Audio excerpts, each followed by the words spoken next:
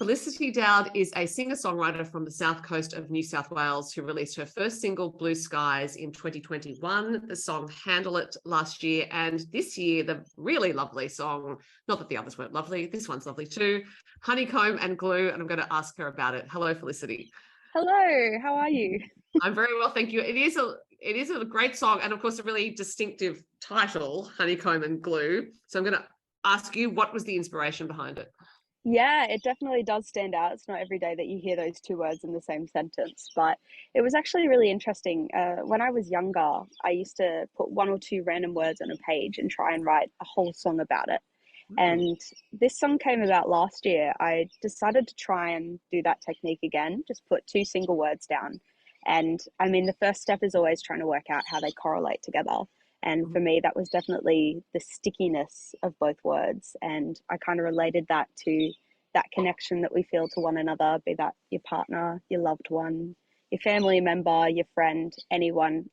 And I found that beautiful connection existed there, as well as these two words together.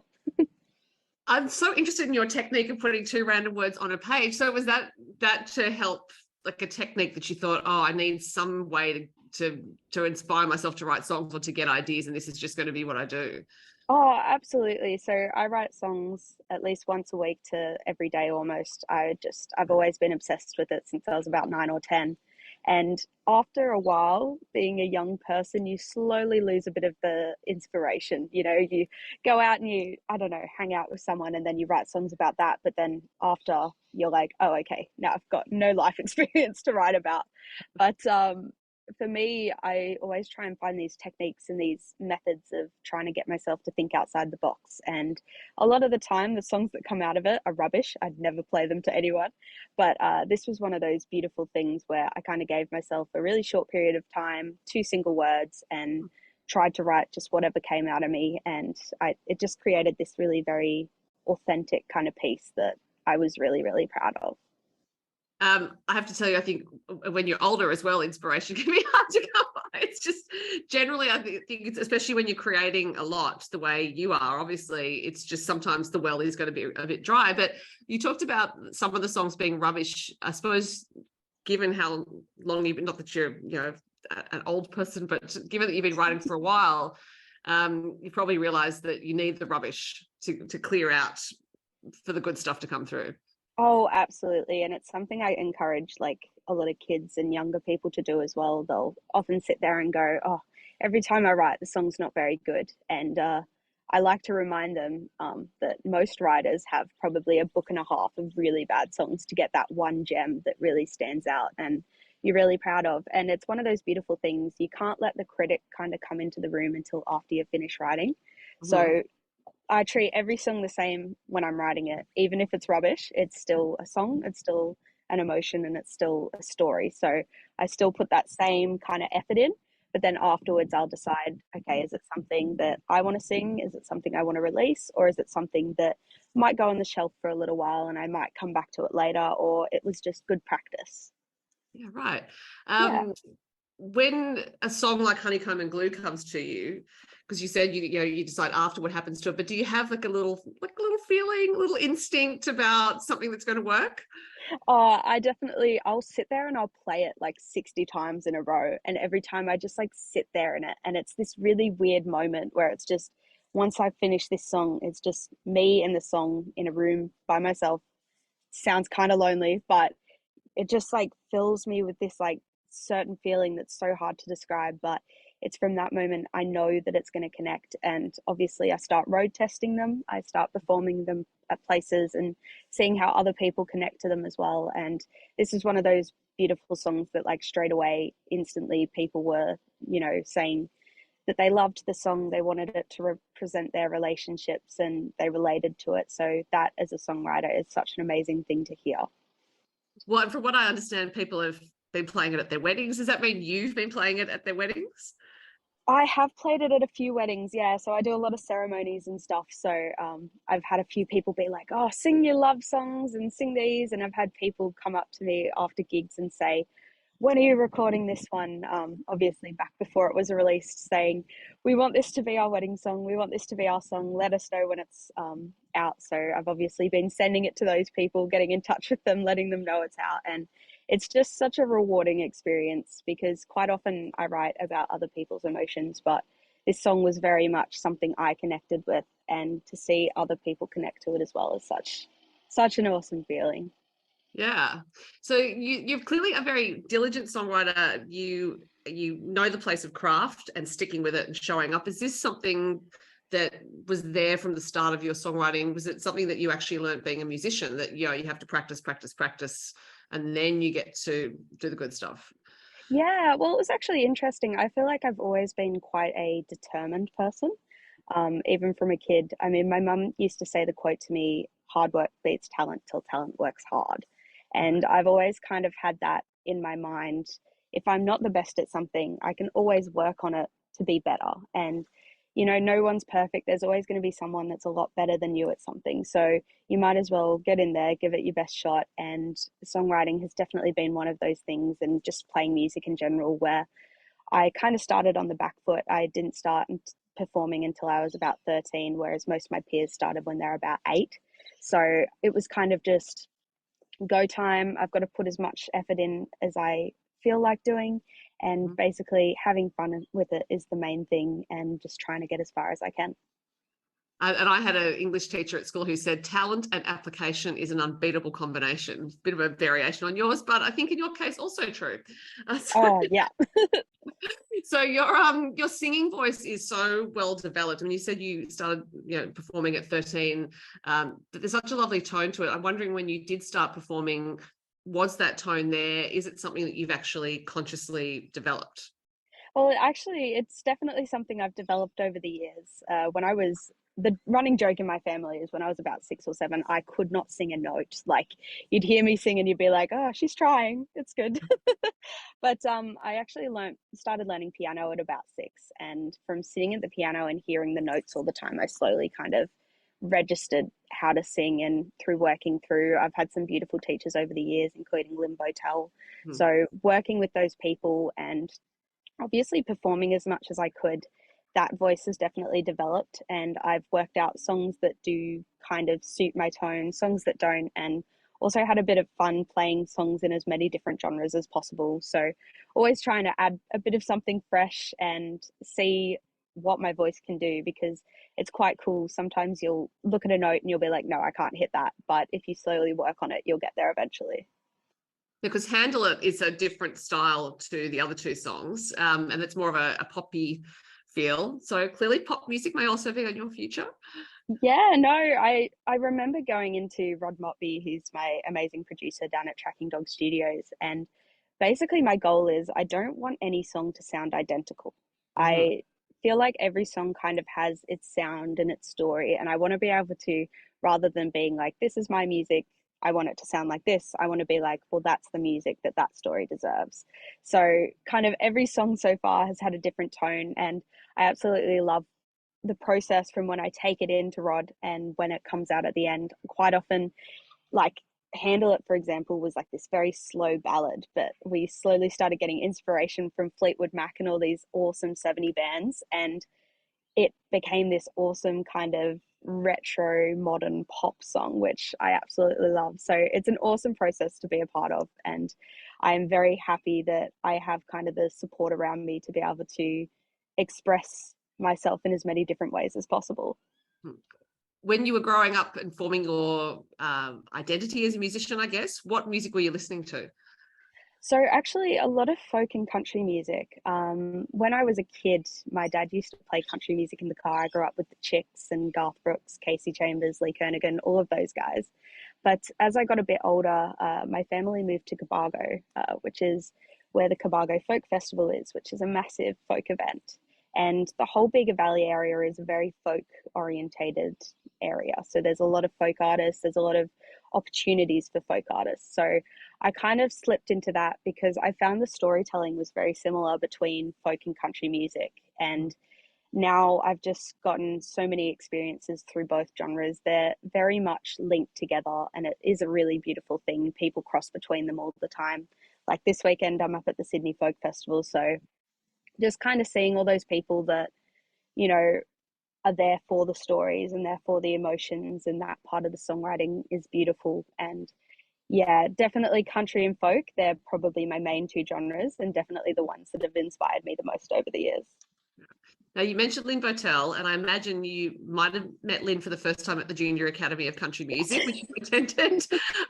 It's still, I actually visited the Junior Academy this year at Lynn's invitation, and it still blows my mind that that children, because you know that's what you are at the time, can be such incredible musicians. Because I learned instruments as a child, there's no way I could have done anything like that. So, how did you come to be at the Junior Academy?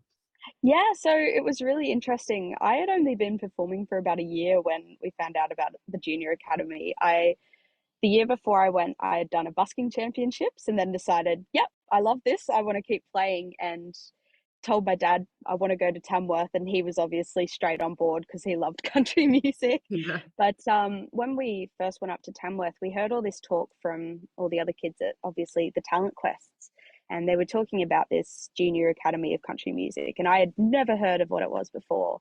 So I applied for it, and I thought, if I don't get in, I don't get in, but if I do, it'll be an awesome experience. And I was lucky enough to receive the letter back saying that I was in, and honestly, I have made lifelong friends from that program. It was so incredible for giving me that confidence to kind of form my artistry and keep going with it.